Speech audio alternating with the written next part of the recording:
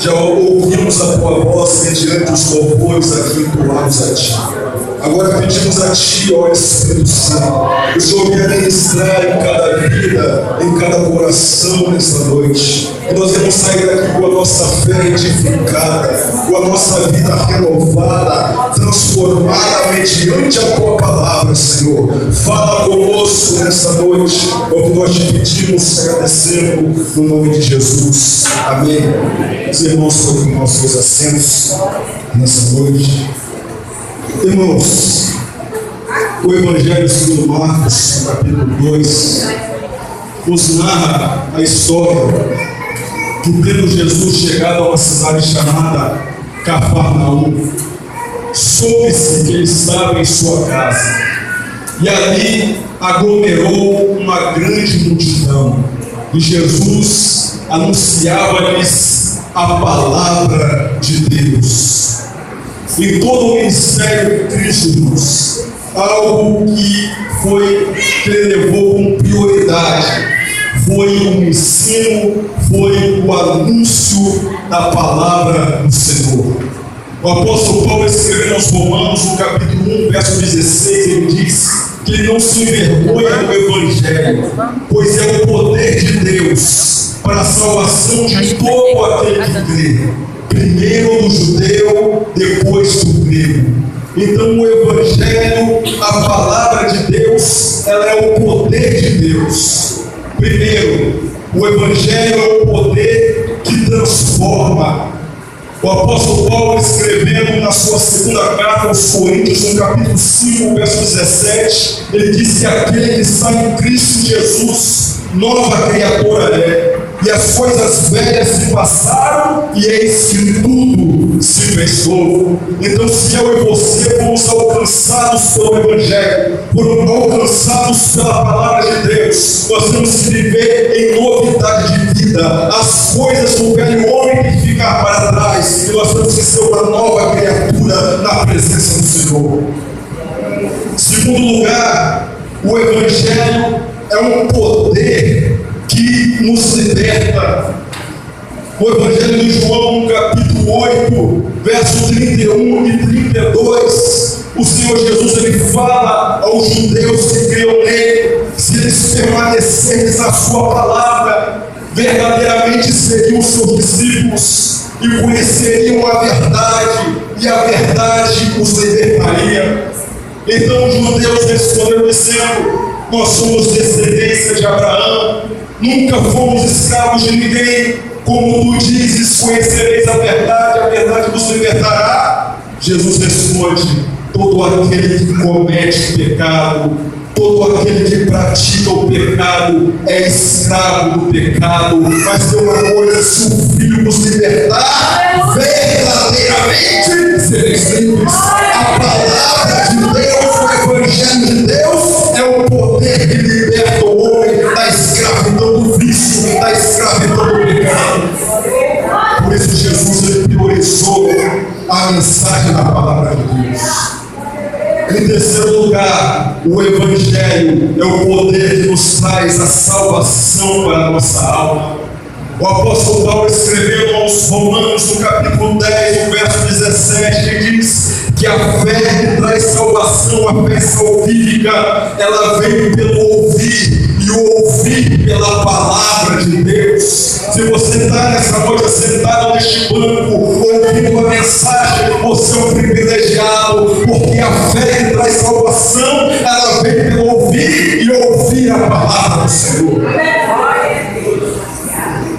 Voltando para o texto de Marcos capítulo 2, a Bíblia vai nos narrar o versículo número 3, que vieram a ele, isto é, a Jesus, conduzindo um paralítico, trazido por 4 homens. Agora, a Bíblia vai nos dizer que 4 homens trazem o seu amigo paralítico até a presença de Jesus. Estamos no culto de jovens, não sabia que era um culto de jovem, mas aqui neste texto eu vejo exemplos de verdadeiros homens, de verdadeiros amigos, porque o verdadeiro amigo, jovem, o verdadeiro Amigo, irmão, é aquela pessoa que te leva até a pessoa de Jesus. É aquela pessoa que te leva para perto da bênção. Muitas vezes, quando jovens nasceram num lar abençoado, foram bem educados pelos seus pais, tiveram uma boa educação, mas por causa de más companhias, por causa de pessoas ruins que escolheram como amigos, foram induzidos ao erro, foram levados para longe da presença de Deus. Mas aqui eu vejo o exemplo de jovens, exemplos de verdadeiros amigos que pegaram aquele jovem paralítico, aquele homem que estava ali naquele leito, e o levaram até a presença de Jesus.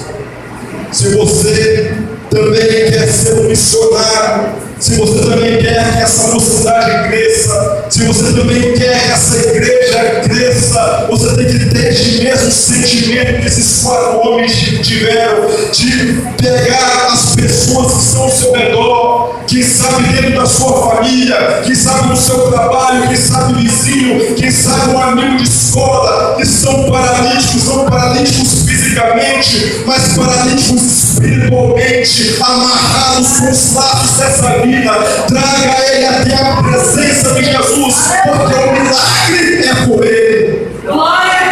Louvado seja o nome do Senhor. É só trazer ele até a presença de Jesus e você vai ver o milagre acontecer.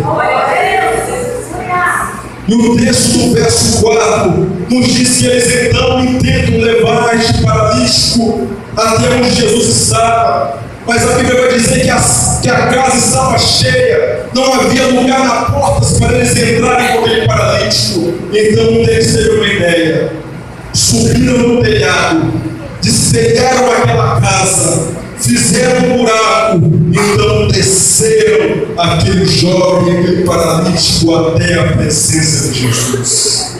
Para nós obtermos a bênção, para nós obtermos o milagre da parte de Deus, nós temos que ser persistentes. Aqueles homens viram o obstáculo, viram a multidão, mas eles não desistiram. Eles podiam recuar, eles podiam voltar para trás, mas eles foram persistentes até alcançar o milagre, até alcançar a bênção de Deus. Como aquela mulher que tinha um fluxo de sangue, que há 18 anos sofria, estava ali enferma, então ela colocou no seu coração o intento de chegar até a presença de Jesus, tocar na orla de Jesus para receber o milagre. A Bíblia vai dizer que ali havia uma multidão, mas a multidão não foi empecilho para ela rompeu a multidão, tocou na orla do vestido do mestre e recebeu o milagre. Mesmo que diante da minha e da sua vida há multidão, há barreiras, há empecilhos, mas nós temos que ter uma fé persistente, fé que ultrapassa as barreiras, fé que ultrapassa as multidões, para que nós recebamos o milagre da parte de Deus. Obrigado, Jesus. E a Bíblia vai nos dizer então que Jesus, vendo a fé deles, Jesus olhando ali aqueles 4 homens trazendo aquele paralítico naquele buraco no telhado, Jesus olhou para eles e viu a fé deles. O escritor dos Hebreus, no capítulo 11, versículo 6, ele diz que sem fé é impossível agradar a Deus, porque é necessário crer que Ele existe e é galardoador daqueles que o buscam. Nós temos que ter a fé num Deus pessoal, um Deus que cuida de nós, um Deus todo-poderoso e um Deus que tem o galardão, um Deus que tem a recompensa para todos aqueles que o buscam com o coração quebrantado, todos aqueles que o buscam com o coração sincero. Deus tem a recompensa, Deus tem o galardão para eles. Se você ler todos os evangelhos, você vai ver exemplos de pessoas que se aproximaram de Cristo com fé, com coração sincero. Nenhum deles saiu de mãos vazias, nenhum deles saiu com mão abanando, mas todos eles receberam o milagre, receberam a resposta e receberam a bênção da parte de Deus. Se nessa noite, quem sabe, você pode ter um problema insoluto,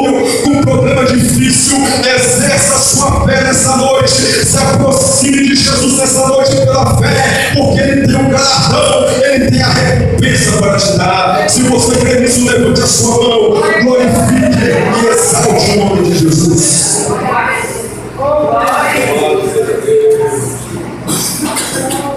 E Jesus então, ele olha para aquele paralítico naquele leito e diz: filho, perdoados estão os teus pecados. Se nós olhássemos com a ótica humana, nós podíamos dizer que a maior necessidade daquele homem era voltar a andar, era receber a cura física para o seu corpo. Mas aos olhos de Jesus, a maior necessidade